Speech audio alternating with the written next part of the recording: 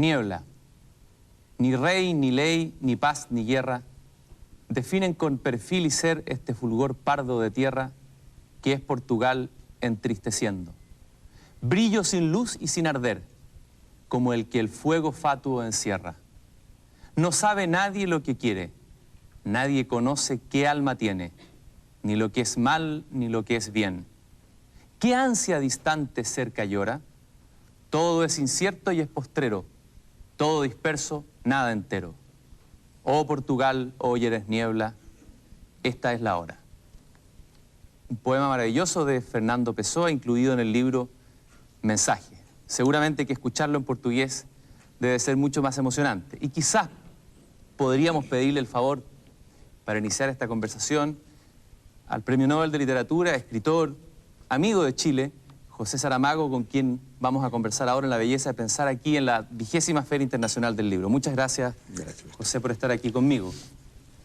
Yo quería pedirle ese favor, no sé si será abusar mucho, si usted pudiera leerlo en portugués. Con muchísimo gusto.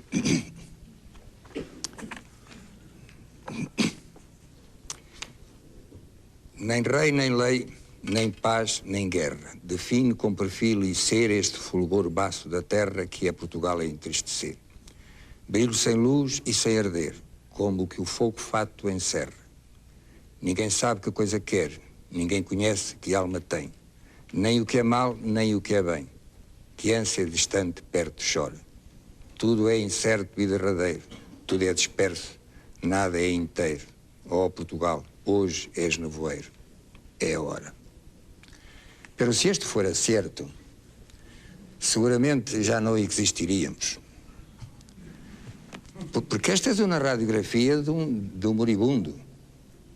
Moribundo que, se é certo que hemos sido sempre, o que Fernando Pessoa ha dicho aqui, estávamos moribundando há 8 siglos.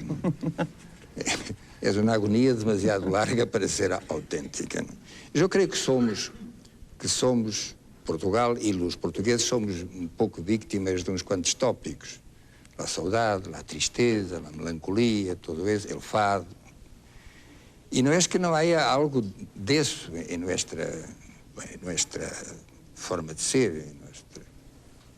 Pero lo que não se nos pode é atar-nos para todo sempre, como se todos lo fuéramos, como se todos lo hubiéramos sido sempre, e como, pior aún, mañana vamos a tener la obligación para estar a la altura del retrato que Fernando Pessoa hace nosotros aquí, nos quedaremos así por el siglo XXI, XXII, XXIII, no sé hasta cuándo. Los poetas, que son unas personas absolutamente maravillosas, a veces se creen en cosas que la realidad no confirma siempre. No es que no confirma a veces, pero no confirma siempre. Ahora, usted en el cuaderno de Lanzarote, por ahí desliza un comentario sobre una especie de enfermedad de Portugal. Algo tengo así, una enfermedad o una agonía de Portugal. ¿A qué se refiere con eso? Yo no diría ni una agonía ni una enfermedad, o quizás sí una enfermedad. Es decir, yo creo que lo que nos está faltando, y quizá ahora más que antes, es una idea de futuro. Y a partir del momento en que una persona, y mucho más un pueblo, no tiene una idea de lo que puede ser su futuro, y sobre todo, si no está pensando en prepararlo, si no está pensando en definirlo, eso es malo. Y con esto de que ahora somos europeos, entonces ahora, como todo lo que viene, en términos de decisiones, de ideas, si las hay, cuando las hay, nos llega todo de fuera, nos llega todo de Bruselas, entonces estamos viviendo o que eu llamaria vivendo al día, es decir, cada 24 horas estamos allí y a ver qué es lo que pasa después. Cuando en el 74 nos liberamos de la dictadura, y la verdad es que ha sido una fiesta nacional y una especie de esperanza colectiva, todo el mundo en la calle, Aí hemos creído muchos de nosotros, y quizá incluso la mayoría del pueblo, que iríamos adelante. Pero adelante, ¿en qué sentido? Yo creo que hay una equivocación muy muy seria, que es pensar que la democracia es un punto de llegada. Y nosotros que estábamos saliendo de cerca de 50 años bajo una dictadura, llegamos a la libertad, a la democracia, y ahora ya está. Y no hay nada más que hacer. La democracia no es un punto de llegada, la democracia es un punto de partida. La democracia empieza a construirse en el momento en que decimos que estamos, es decir, que se acabó lo de antes. Entonces, nos hemos vuelto consumidores ou consumistas, como se quer, poucas ideias, pouco debate, muita política sem grandeza, para llamarla assim. E nesse sentido há uma espécie de tristeza. É uma tristeza que se disfraça bajo uma aparência de prosperidade, de alegria, discoteca, coche, todo eso, centro comercial, todo eso son los polos donde circula, pero no somos los únicos. Esta es una enfermedad mundial. Usted habló del futuro de Portugal. Imaginémonos que usted tiene que contarlo. Ahí Pessoa nos está contando un cuento, nos está contando lo que él cree que es Portugal o siente que es Portugal, a otros, que somos sus lectores. Usted lo ha contado también de alguna manera a través de sus libros, pero espero contarle a un niño. Imaginemos una situación ficticia que ya Europa es una sola, van desapareciendo lentamente las identidades, este proceso de homogeneización contra el cual usted ha luchado a través de sus ideas. Para construir el futuro, imagino que hay que también reconquistar un poco el pasado. ¿Cómo le contaría a usted a ese niño qué es Portugal? Habría que saber si el niño estaría interesado en eso. Ese es el problema más serio, está ahí. Imaginemos que sí. Yo creo que no, yo creo que no. Yo creo que no. Yo creo que no, porque la enfermedad de que están padeciendo los adultos, a ausência de ideias, a ausência de projetos de futuro, a ausência de ciudadanía, de sentimento de ciudadano, eso lo están aprendiendo los niños. Entonces es muy difícil, es muy difícil que un niño tuviera algún interés en eso. Pero de todos modos, ahora no podría decir cómo es que sería Portugal dentro de 40 o 50 años, cuál es la ruta por donde vamos, por donde pensamos que estamos andando. Yo no sé si en 50 años Portugal existirá. Es que no estoy nada seguro de eso. Si las civilizaciones se acaban, si las culturas se acaban, vamos a ponerlo así, en una situación como esta, que no es solo Europa, que es la globalización mundial, lo que está pasando ahí es caso para preguntarse uno qué es lo que será mañana. Yo estuve hace poquísimos días en Nueva York. Y en una mesa redonda con Norman Mailer estuvimos hablando de unas cuantas cosas como estas. Y después de la mesa redonda seguimos hablando y él me ha dicho algo que justo en este momento en que está ahí todo ese alrededor de quién es que va a ser el nuevo presidente de Estados Unidos. El empate catastrófico. El empate catastrófico o la catástrofe del empate. Norman Mailer me ha dicho algo que es por lo menos sorprendente, pero no lo inventé yo, lo ha dicho él. Él ha dicho que Clinton es el último presidente de los Estados Unidos. ¿Y por qué es que es el último presidente de Estados Unidos? Porque a partir de ahora las multinacionales ya no necesitan intermediarios. Lo ha dicho él. No se trata de una invención mía, mucho menos de una calumnia. Norman Mailer, el gran escritor norteamericano, ha dicho: Clinton es el último presidente de Estados Unidos de América. ¿Y por qué? Pregunta, porque a partir de ahora las multinacionales ya no necesitan intermediarios. Está. Si esto pasa con Estados Unidos, ¿qué podría yo contar a ese niño? Ahora, ¿qué papel cumple o qué rol puede cumplir, si es que tiene que cumplir un rol la literatura en este contexto?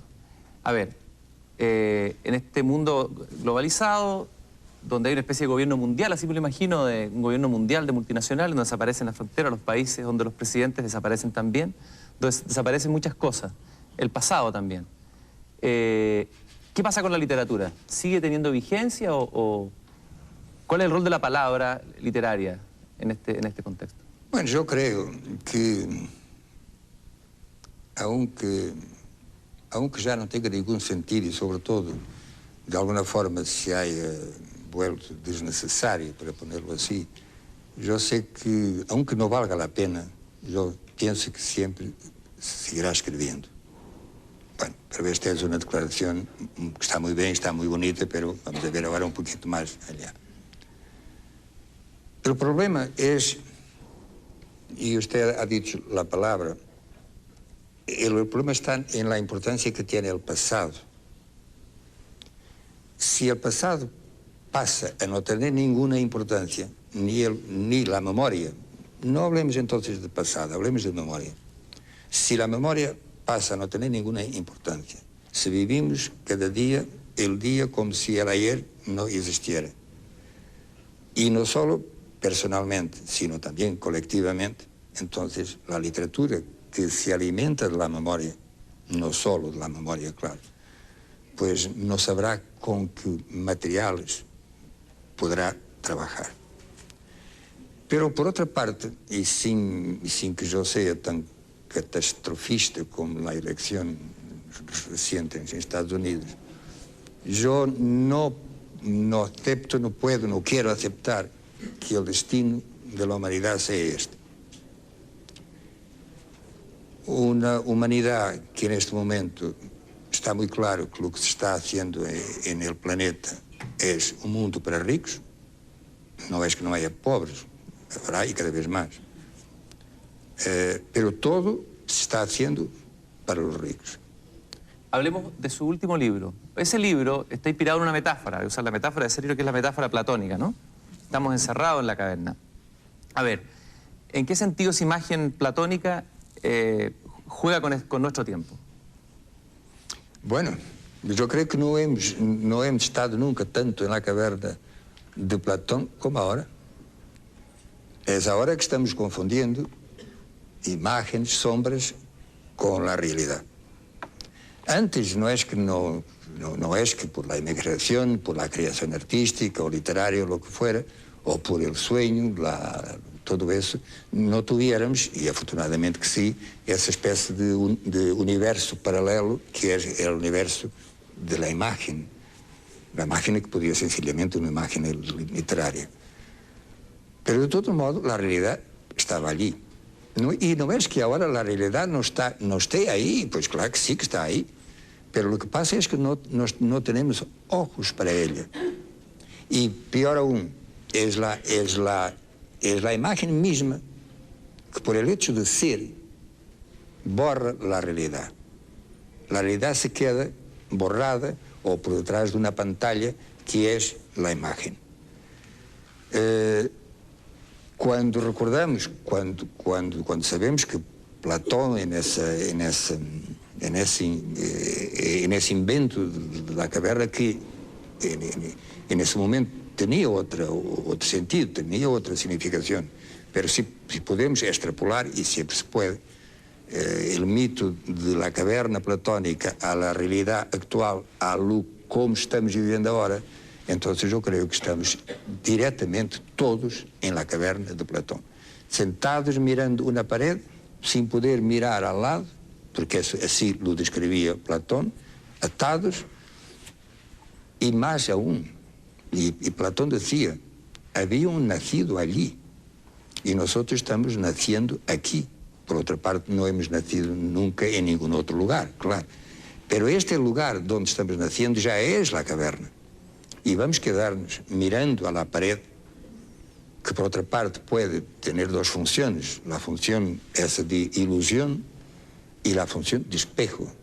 Nos estamos mirando a nosotros mismos como si no existiera nada más. ¿Narcisismo es eso? Ni siquiera eso, porque el narciso, nosotros lo sabemos, tenía algún motivo para mirarse. Porque era muy bello, era muy hermoso. Y la realidad que es la nuestra no es ni bella ni hermosa.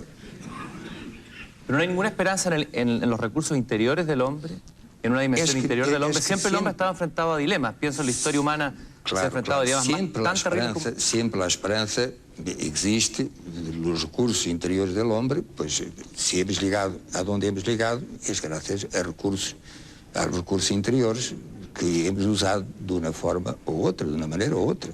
Claro que sí, pero ¿cómo? Mañana o ahora mismo, a partir de las extraordinarias palabras y sentencias y conceptos que yo estoy difundiendo aquí, Santiago de Chile se para a pensar todo, desde el presidente de la República hasta donde sea. Supongo que el presidente de la República piensa alguna vez en temas como este. Sí, yo creo. Yo supongo, sí. No, yo creo que sí. Tengo motivos para pensarlo y decirlo. Pero eso... Pero ¿quién es que nos está empujando en esta dirección? Miren, todavía seguimos sabiendo quién son más o menos los presidentes, los gobiernos y todo eso. Y eso sale en las televisiones, en la prensa, en la comunicación, todo eso. Los nombres, cuando suben, cuando bajan, cuando dejan de ser y todo eso. Pero los auténticos dueños, porque la palabra quizás sea esa la mejor, los auténticos dueños del mundo no salen en la prensa, no dan la cara en la televisión. Yo creo que no estaría mal si esto va por ahí y si Norman Mailer tiene razón, y yo creo que sí, que la tiene, que mañana los países se pusieron en subasta. ¿Quién es que va a gobernar Chile o Portugal? Pues se candidata, se propone Coca-Cola, General Motors, Mitsubishi, esto, aquello, y van a pujar. Y claro, ¿y qué pasa? No pasa nada. A partir del momento en que Coca-Cola pasara a gobernar Chile, pues yo creo que no cambiaría nada. Y no cambiaría nada, porque si Coca-Cola es inteligente, mantendría el himno, la bandera, la Constitución y todo eso. No podría colocar la Coca-Cola. Nosotros ahora... Podría ser un huemul con una Coca-Cola. Nosotros ahora en Europa, ahora siempre tenemos dos banderas. Digamos, la bandera propia del país, en este caso de Portugal, y la otra la bandera de la comunidad. Entonces, como vosotros todavía no tenéis una comunidad, pondríais la bandera de Chile y la bandera de Coca-Cola. Y ya está. Ahora, volvamos a la literatura, porque está en relación con esto. Yo imagino que este dilema ético que usted plantea para el mundo contemporáneo atraviesa también la visión del escritor. Quería leer una cosa que escribió el escritor ruso Gogol, que también fue atravesado por estas contradicciones. Él dijo: soy un escritor y el deber de un escritor no es solo el de promover una ocupación agradable a la mente y los sentidos. El que no deposita algo útil en el alma de los demás, ni deja en ella alguna enseñanza, será severamente castigado. Él estaba atravesado por múltiples contradicciones, sabemos que murió lleno de tormentos y de contradicciones interiores. ¿Qué piensa usted de esa afirmación de Gogol y cuál es el papel del escritor hoy? Porque se habló en un tiempo del escritor comprometido, la figura del escritor comprometido con la causa. Esa idea, fuerza del escritor comprometido se desprestigió, se diluyó, se perdió. O se perdió fe en esa idea. Bueno, yo estoy de acuerdo con lo que ha dicho Gogol. Kafka lo ha dicho quizá de una manera más gráficamente fuerte. Ha dicho, digamos, yo no estoy citando tal cual, pero la idea es esta. Si la literatura no es un puñetazo del autor al lector, no vale la pena. Bueno, não vamos agora para pensar agora que os autores são uma espécie de sádicos torturadores que estão aí para machacar aos leitores. E a par disso, a par de uma literatura que tem preocupações, não quero dizer mais sérias, pero que tem este tipo de preocupações, claro que sempre existirá uma literatura de diversão, de divertimento, em que uno se complace para pasar un buen rato. Lo que pasa es esto, es que cuando se habló de escritores comprometidos, se puede decir que había una coincidencia entre una sociedad que estaba comprometida y el escritor que se comprometía. Pero ahora vivimos en sociedades que no se comprometen. Y si las sociedades no se comprometen, ¿cómo es que se puede esperar esa figura de escritor comprometido? La sociedad genera, por su misma existencia y por su misma fuerza y por sus mismos problemas, essa capacidade de comprometer-se. Pero não vamos imaginar agora que de uma sociedade que não se compromete, como é a nossa, em geral, sale uma espécie de missionários, escritores, poetas, novelistas, dramaturgos, que não se sabe porquê. Que não se sabe porquê, aunque é certo que muitas vezes hemos ido contrariando a tendência da história da sociedade, pero es que lo que está en este momento en causa ya no es lo que pasa en Lisboa, capital de Portugal, o en Santiago, capital de Chile, y que en el fondo no tenía prácticamente mucha repercusión en el resto del país. La clase intelectual, artística, con sus problemas, con sus cosillas y a veces bastante insignificantes. No, el problema ahora ya no está ahí. El problema ahora es que el dominio sobre el mundo está muy claro, muy definido y nos lleva en una dirección toda ella contraria al compromiso, a la intervención de la ciudadanía en su país, en su barrio, en su pueblo, en su calle. Todo va al revés. Es muy difícil. Estaba pensando en una de sus novelas, la historia del cerco de Lisboa. Es un pequeño gesto que aparece primero un poco gratuito, absurdo, pero ese gesto, que sería bueno que usted lo contara, quizás para los que lo no han leído, es una bellísima novela. Ese gesto, de alguna manera, cambia la historia, o por lo menos una historia escrita, una visión de la historia, y también en ese libro se produce una esperanza al final. Hay otro cerco que cae, y no solamente el cerco histórico. Vamos a ver, la historia del cerco de Lisboa es la historia de un corrector de prensa que está revisando un libro de un historiador que se llama Historia del cerco de Lisboa.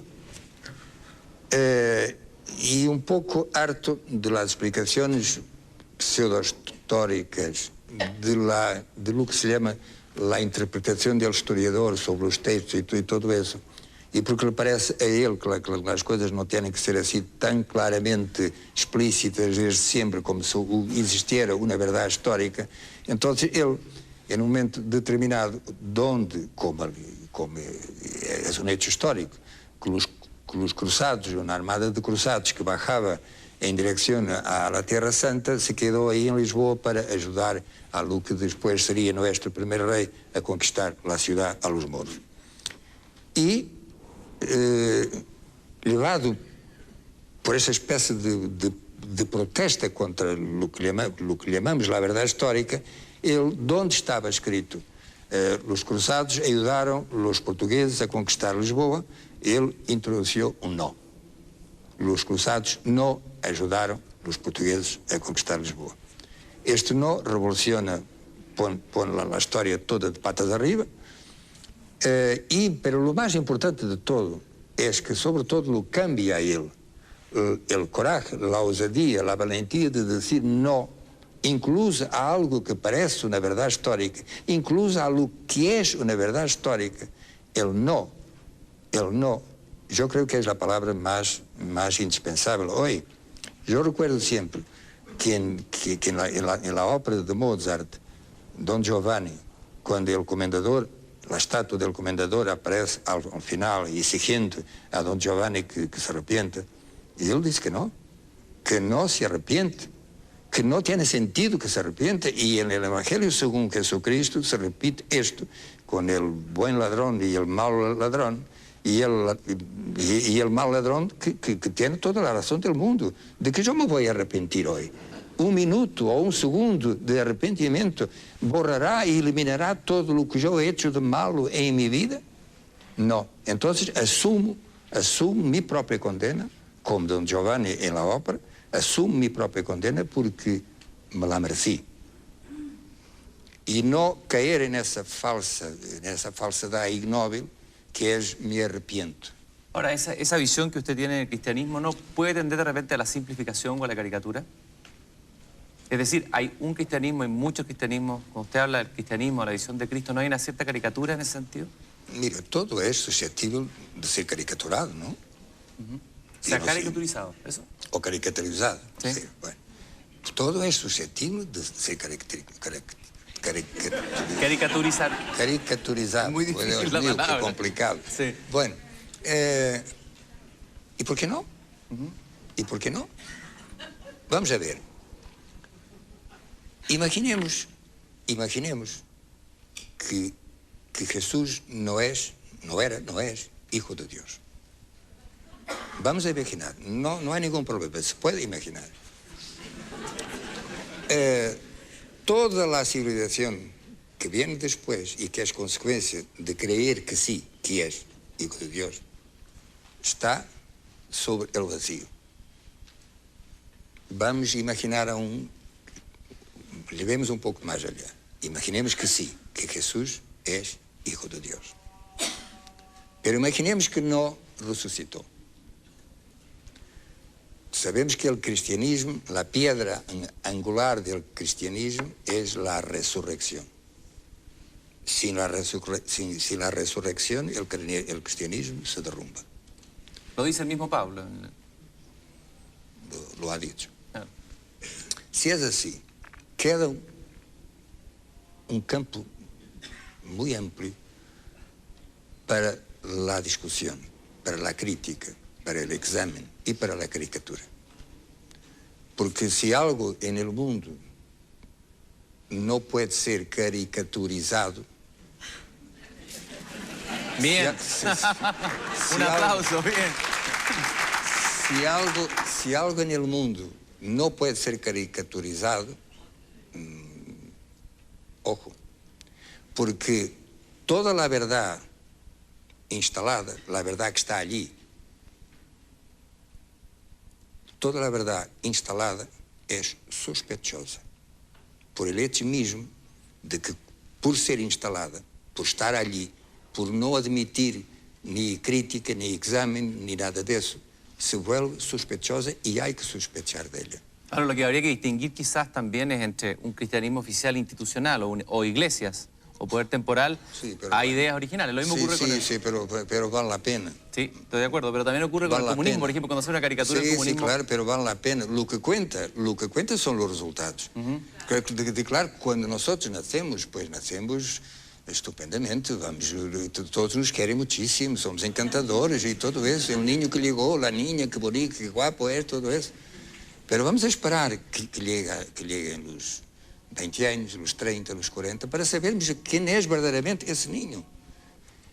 Ahora, el problema es que el hombre es siempre así, tal como usted lo ha definido, o sea, no hay ninguna esperanza entonces de que ningún proyecto humano escape a eso, porque la experiencia humana muestra que prácticamente todas las ideologías y todos los sistemas han llevado hasta las más nobles ideas a la destrucción y al dolor. Pero quizá porque no nos hemos puesto todos, o una mayoría, a trabajar en esa dirección.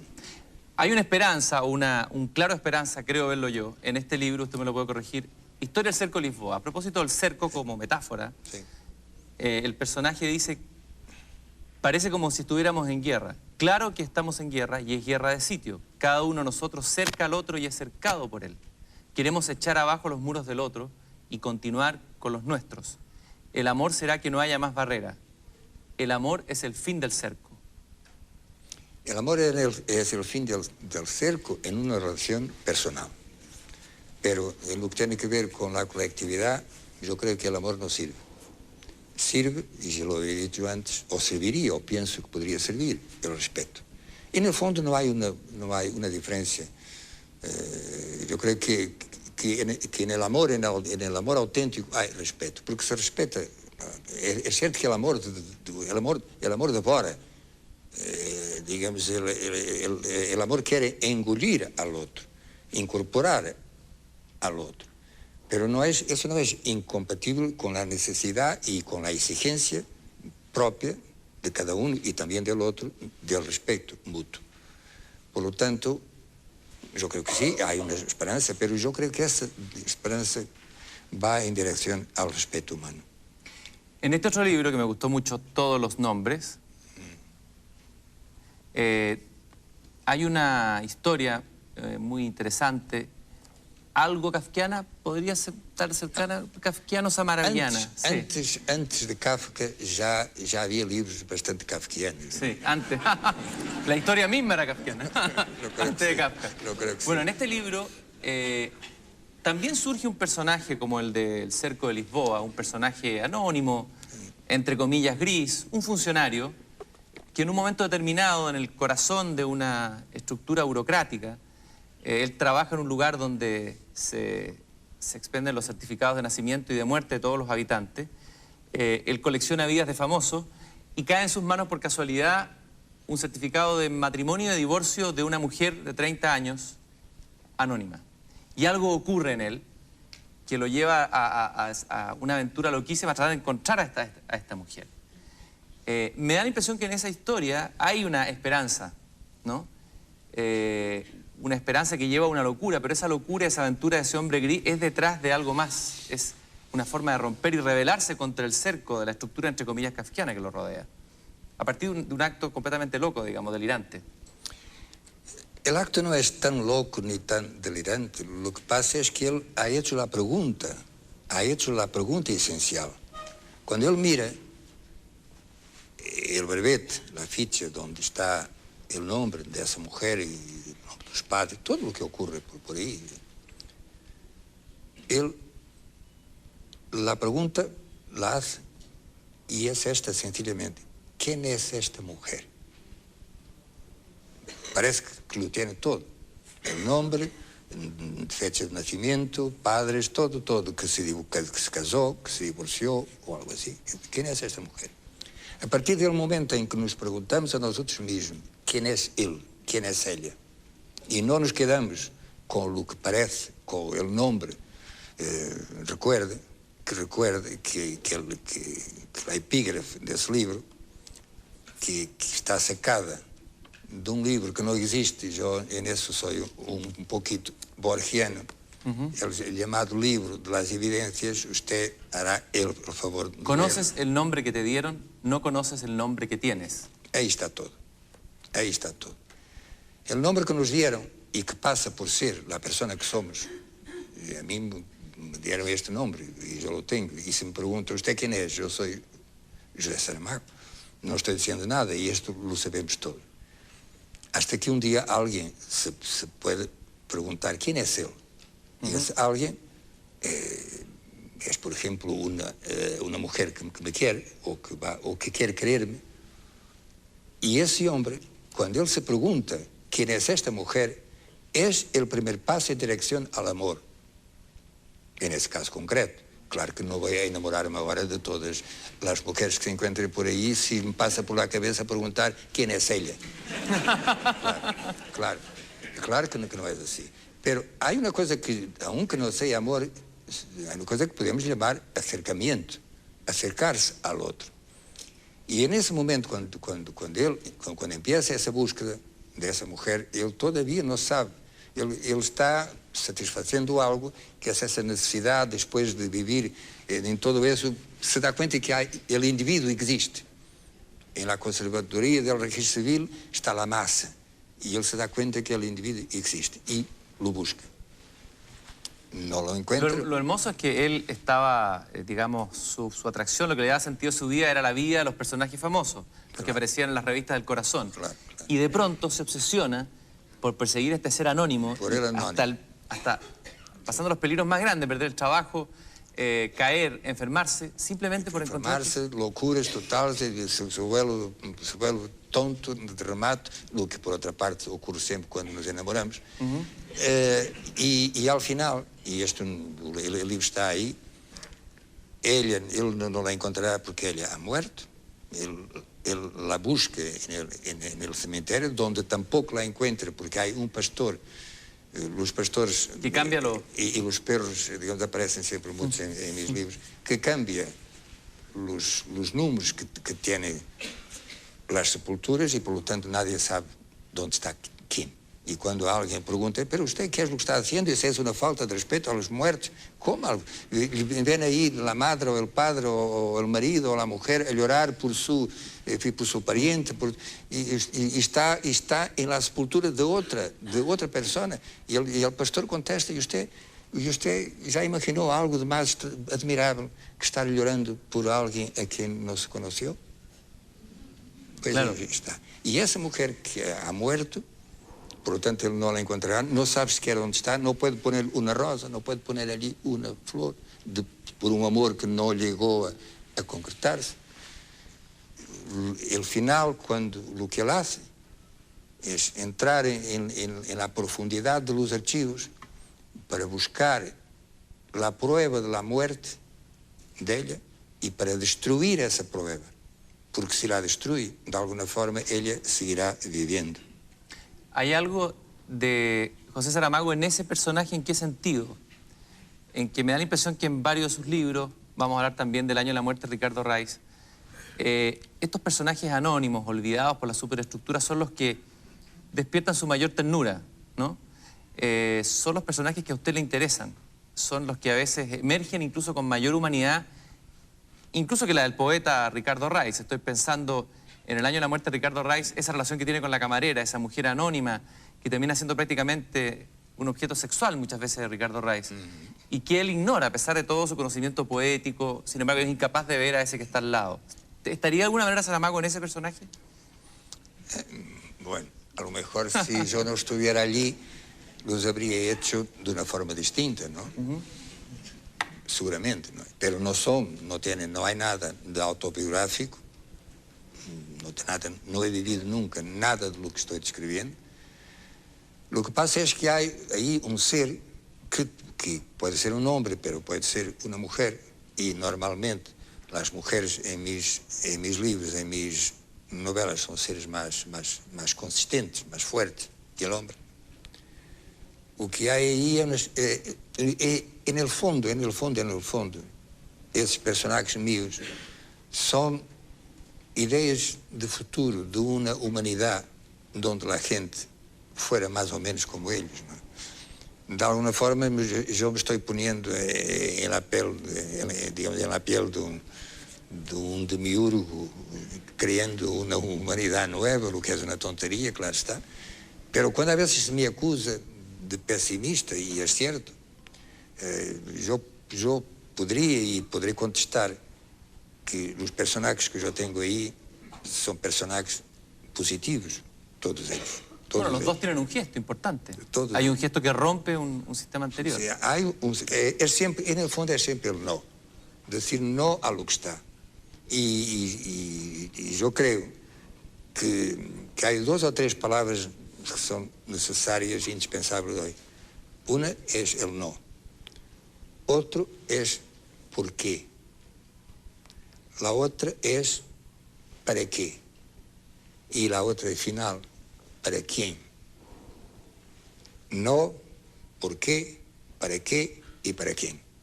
Si la gente, que todos que somos nosotros, si los ciudadanos, no lo plantean como una especie de... No es un decálogo porque son 4. No es porque son 4, pero podemos llamarlo decálogo si quisermos. Es un decálogo de 4. Un decálogo de 4, ¿no? Un decálogo de 4, estes 4. Y si esto lo miramos como una especie de regla de vida, en todas las circunstancias, en todos los momentos, pues la sociedad que no se compromete pasaría a comprometerse. Son las preguntas de una nueva filosofía. Quizás la filosofía occidental ha olvidado fundamentalmente ¿para quién? Pues es, ha estado buscando el qué o el por qué. El qué y el por qué. A mí me da igual a veces esas 3 preguntas. ¿Dónde venimos? ¿Quiénes somos? ¿Dónde venimos? ¿Para dónde vamos? Mira, el quiénes somos, si lo llegaremos a saber algún día, no vale la pena que nos preocupemos ahora. ¿Dónde venimos? Bueno, tenemos unas ideas que no son coincidentes, pero da igual. Como de toda forma, lo que pasó cuando pasó. ¿A dónde vamos? ¿A dónde vamos? Y claro que en esas 3 preguntas había ahí una especie de finalismo, pero yo no estoy pensando en finalismo. ¿A dónde vamos mañana? Y pasado mañana, y pasado pasado. Aonde vamos? Aonde nos levam? E quem nos leva? Esse é mi... ¿Y para quién? ¿Y para quién? Nunca olvidar el para quién. ¿Y para quién? Usted habló ahí de Demiurgo, Demiurgo de un mundo nuevo, aunque yo sé que usted No. está en una pelea permanente con Dios, o con la palabra Dios, ¿no? El concepto. El concepto de El Dios. concepto. Cuando yo he leído como lector, cuando he leído sus novelas, he tenido la sensación, bueno, de un tipo de narrador o de contador que lo va envolviendo a uno en una suerte de melodía, de palabra, muy gozosa y muy contradictoria y nada fácil a veces, porque a veces rompe la sintaxis, aparecen los guiones de los diálogos, se vuelve atrás, se retrocede, se avanza. Esto tiene que ver con una especie de retorno de la novela, que es hoy un género de lo escrito, a un mundo más oral, a lo que era antiguamente, lo que era el antiguo narrador oral, que hablaba a un auditorio o alguien que le está hablando a uno cerca. Esa es la sensación que tuve yo.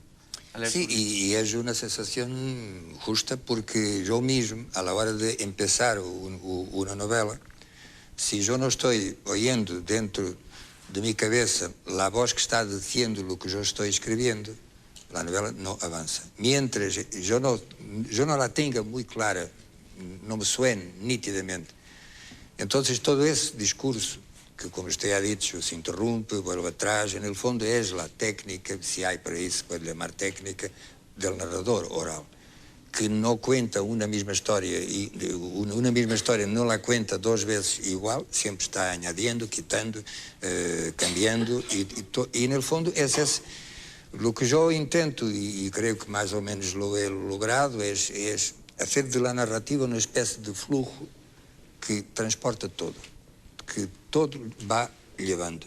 Claro que eso yo lo entiendo, que el lector que no esté acostumbrado a veces se pierde, porque el discurso indirecto se mezcla al discurso directo y el lector acostumbrado a otro tipo de narración puede perderse. Pero eso tiene una solución. El lector no tiene nada más que hacer que leer 2 páginas o 3 en voz alta. A partir del momento en que lo hace, el pacto con el autor está clarísimo. Y el lector sabe, porque en el fondo, leer a mí es como seguir por una carretera en coche, donde se han quitado todas las señales, todo eso. La carretera está limpia de toda esa parafernalia de cruces y flechas y todo eso, ¿no? Y el conductor tiene que llevar el coche con muchísimo cuidado, con mucho más cuidado, porque no tiene vuelta a la izquierda, vuelta a la derecha, cruz, no tiene nada de eso. De alguna forma, eso es lo que yo quiero, la puntuación. Y además, ¿para qué sirve la puntuación? ¿Para qué sirve la puntuación? Vamos a poner así. ¿Cuántas formas tengo yo de escribir ahí una palabra tan sencilla como la palabra no, de que hablábamos antes? No, punto final, no, punto de exclamación, punto de interrogación, puntillos, nada más. No tiene nada más, 4. Hacedme el favor de decir cuántas maneiras hay de decir la palabra no. Los enamorados saben eso, lo conocen. Ella, por ejemplo, ella. Yo no sé si ahora son ellos que dicen no. Sí, yo creo que se ha dado vuelta. Yo creo que se ha dado un poco la vuelta. Pero a veces el no está diciendo sí. Él no está diciendo, bueno, ¿y por qué no te mueves? ¿Y por qué no atacas? ¿Y por qué no asaltas? Yo te estoy diciendo no porque tengo que decir no, pero no entiendes que esto significa sí. ¿Cómo lo pongo yo ahí? No hay forma. En el fondo, lo que usted ha hecho... Es que el lector sabe muchísimo más de lo que el autor se cree. Muchísimo más. Tiene su propia experiencia, él participa, él está dentro. Digamos, la historia ya es suya. Esta recuperación del oral, los poetas se da mucho esto, ¿no? Uno podría decir que, por ejemplo, algunos poetas en Chile, Gabriela Mistral, recuperan una oralidad que viene del norte, Neruda escuchó unas voces, Nicanor Parra escucha otras voces. A ver, su oralidad, ¿de dónde se nutre? ¿Cuáles son las voces que usted escuchó cuando niño? ¿O qué oralidad lo nutrió usted? Mira,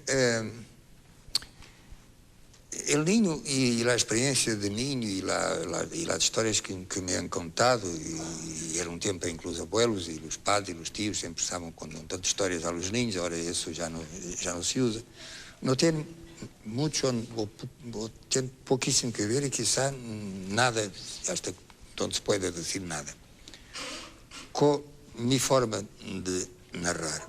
Eso nació en una novela que se llama Levantado del Suelo. Levantado del Suelo era la historia de 3 generaciones de una familia de campesinos sin tierra en Alentejo, en el sur de Portugal.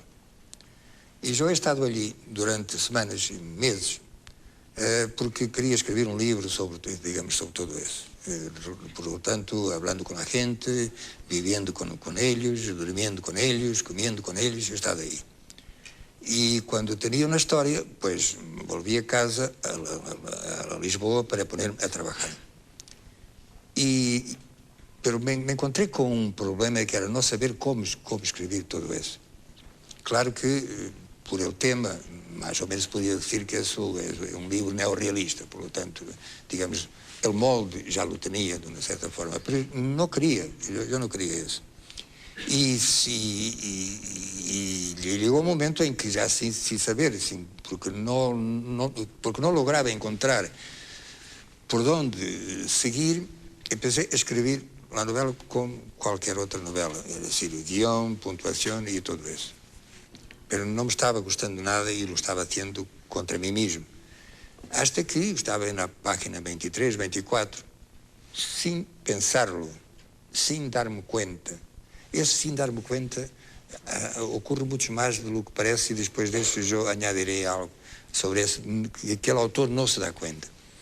Sem dar-me conta, começo a escrever como estou escrevendo agora. E a novela la llevé toda ao final. O que eu quero dizer com isto é que provavelmente, e esta é a raiz, provavelmente se em lugar de estar onde eu he estado, hablando con campesinos, viviendo con ellos y todo eso, en un lugar donde la cultura se transmitió y de alguna forma sigue transmitiendo por la voz, por la oralidad, por el cuento, por la comunicación oral. Si se tratara de un tema de Lisboa, por ejemplo, yo estoy seguro que esto no ocurriría. Que ha sido la experiencia misma de ese diálogo que duró semanas y meses con toda esa gente, que a la hora de ponerlo, que en el fondo que era lo que yo estaba tratando de hacer, contar a história deles, o que me haviam contado a mim, e, por lo tanto, eu só podia contá-la, me di conta depois, só podia contá-la se aceptara o código deles. Se me permite, porque sí, claro, eu queria añadir sobre isso do que a vezes o autor não sabe o que está fazendo. Em Memorial del Convento, que é uma história de amor que a mim me parece que está bem, está bem. Quando eu me estava acercando já ao final, às últimas páginas da novela, eu me di conta de que havia escrito uma novela de amor, que é uma novela que leva muito mais que isso, pero que também é uma novela que narra uma história de amor e de um grande amor entre Baltasar e Limunda. E eu me di conta de que havia escrito uma novela de amor sem uma sola palavra de amor. Não há. E o leitor, se dá conta disso, poderá pensar, bueno, ele ha querido fazer isto. Não, pois não, o autor do Memorial do Convento não ha querido hacerlo, lo ha hecho sin darse cuenta y solo se ha dado cuenta al final de la novela. Pero tampoco fue a poner una palabrita de amor más atrás, ¿no? Que no valía la pena, porque las palabras de amor no estaban, pero el amor sí estaba. Y eso ya era bastante. Ensayo sobre la ceguera es también una parábola. Usted escogió la ceguera, pero escuchándolo hablar de esto del oír, no solamente ciegos, sino que sordos. ¿Cómo nació esta novela? ¿De dónde surge esta imagen? Esa novela nació en circunstancias nada propicias al nacimiento de una novela. Y ya le diré cómo. Yo estaba en un restaurante. Estaba solo, había encargado, y estaba esperando que la comida. E estava pensando assim, vagamente, como pensamos, quando não pensamos. E de súbito, se nace dentro de la cabeza esta pregunta: e se fuéramos todos ciegos? Eu não estava pensando em los dias anteriores, nem nos minutos anteriores ou horas, em cegueira, em este ou naquele. Pero, de algum lugar me chegou esta pergunta: e se fuéramos todos ciegos? E a esta pergunta eu mesmo contestei imediatamente: pero nosotros estamos todos ciegos. El núcleo, el hueso del fruto, el embrión de la novela es esto. Y luego, ¿cómo es que se desarrolla después? Pues si nosotros estamos todos ciegos, entonces hay que imaginar una situación, un país, el mundo, una ciudad, un pueblo, donde todo el mundo, en pocas horas o en pocos días, se vuelve ciego. Por otra parte, cuando decimos gobernar nuestra razón, bueno, había que preguntar: ¿y qué parte de nosotros es que gobernaría la razón? Si no tenemos más que eso, razón, la razón. Ahora, Platón, en su libro La República, colocó la razón como el centro de la historia del hombre y la construcción del destino, y alejó a los poetas de la República porque eran irracionales. Pero los poetas no son irracionales, quiero decir, digamos, a mí lo que me parece es que Platón, con todo el respeto, claro, tenía una visión... Dele duro nomás. Digamos, tenía una visión demasiado mecánica de la razón, ¿no? Porque al final, si la razón puede ser irracional, y puede serlo, porque es que la irracionalidad de los poetas no puede ser un contributo extraordinario para la razón. Y por otra parte, basta leerlos, ¿no? Basta leerlos. Los monstruos de la razón. Já Goya, que además de pintor, como yo a veces digo, era filósofo, yo decía: el sueño de la razón engendra monstruos. Y eso debería ser también una frase. Montaigne, y Neruda también, en La Isla Negra, tiene unas frases escritas, digamos, en el techo, y digamos, y Montaigne tenía, digamos, sentencias clásicas y todo eso. Pues no sería mal que nosotros pasáramos a decorar nuestras casas con algunas cosas, como por ejemplo este: el sueño de la razón engendra monstruos. O la frase de Hölderlin: el hombre es un dios cuando sueña y un mendigo cuando reflexiona. No lo sé. Es difícil, ¿eh? No, digamos, no lo sé. No lo sé. No lo sé. ¿Es un dios cuando sueña? No, pero por favor. A lo mejor sí, porque hay quien defiende que nosotros somos el sueño de un dios. Hay quien defiende eso. Hay un cuento de Borges sobre eso. Sí. Por último, en este libro, El año de la muerte de Ricardo Reis, lo dejé para el final, aparece la figura, la sombra, o el fantasma, del poeta Fernando Pessoa. ¿Cuál es su relación con Fernando Pessoa? ¿Qué es lo que le interesa a usted de ese poeta portugués? Bueno, la respuesta es fácil y al mismo tiempo es difícil. Lo que, por otra parte, ocurre siempre con las respuestas fáciles. Bueno, en primer lugar, todo el mundo lo sabe, es uno de los tres o cuatro pocas grandes figuras literarias del siglo XX. Es la gran figura literaria del siglo XX portugués y de lengua portuguesa. Claro, eso no hay ninguna duda. Es un poeta inagotable. Se puede leer, seguir leyendo y volver siempre, y casi no tener otro alimento literario sino eso, porque da para todo.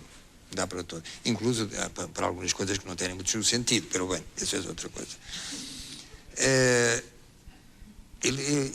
ha publicado un artículo un día en una revista de contabilidad en que en el fondo lo que él decía es que la esclavitud no es así tan mala. Decía él. Pero no vamos a condenarlo, en fin, por eso. Homero también, según parece, dormitaba, y en ese momento él estaba durmiendo totalmente para haber escrito eso. Bueno, ¿cómo es que yo puedo como es que podré decirlo? Yo tengo una relación con la obra de Fernando Pessoa, que es muy antigua, claro. Ricardo Reis, Ricardo Reis, yo lo leí cuando tenía 19, 20 años, algo así. Esa pregunta quería hacerle, ¿por qué escogió, por ejemplo, a Ricardo Reis y no, por ejemplo, a Álvaro Campos o a Cairo? Pues ¿Cuál bueno, es el...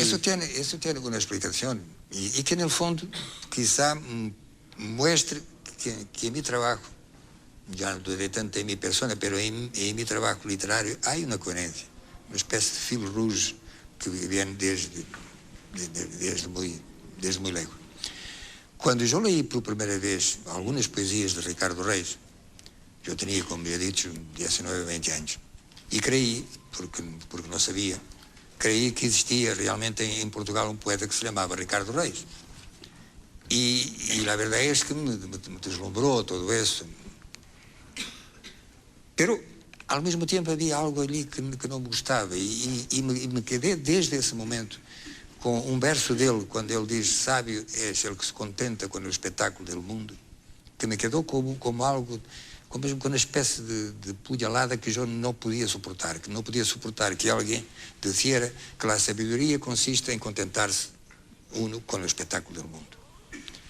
Pero esto, claro, podía no llevar, digamos, a nada, porque, por outra parte, eu, durante um tempo, alguns poemas de Ricardo Reis, eu os levava dentro da cabeça e os dizia: para ser grande, sei inteiro, põe enquanto és, no mínimo que fazes, tu que, por outra parte, és uma contradição total, porque Fernando Pessoa, porque Fernando Pessoa de inteiro não tinha nada.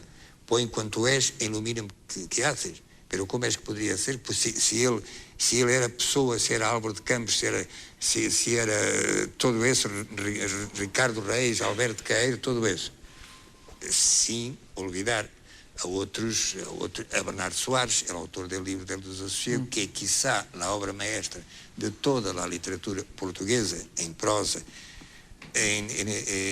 neste siglo que está acabando. Então, essa ideia dessa sabedoria, da abolia, da indiferencia, isso, aunque eu era muito jovem, me indignou. E levei todos estes anos, hasta o dia em que comecei a escrever isso. Não estou dizendo que eu pensava e um dia tenho que ajustar contas digamos, com este... Vengar-me deste senhor. Não. Pero a verdade é que muitos anos depois eu me pongo a escrever isso para dizer a Ricardo Reis. Fernando Pessoa ha muerto en el 35, noviembre del 35. Según la biografía que Pessoa había escrito de Ricardo Reis estaba en Brasil. Y yo lo hago volver a Portugal. Entonces, en el 36 es el año de la muerte de Ricardo Reis.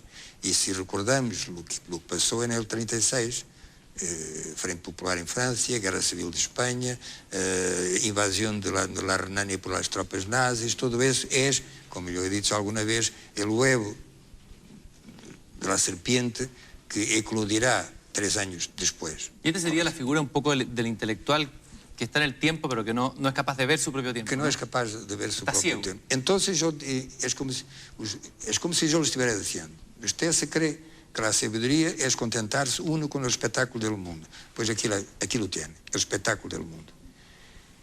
Y nosotros tenemos un mundo que nos ofrece un espectáculo. Y lo que había que decirnos, no ya al poeta Ricardo Reis, no ya a los intelectuales, a los escritores, a los artistas, pero a todo el mundo, diciendo a todo el mundo: este es el espectáculo del mundo. Ya no aspiramos a ninguna sabiduría, ya lo sé, pero aspiramos a un contentamiento. Estar contento es aceptar el espectáculo del mundo, es que se puede glosar, ¿no? Se puede hacer glosas infinitas de esto.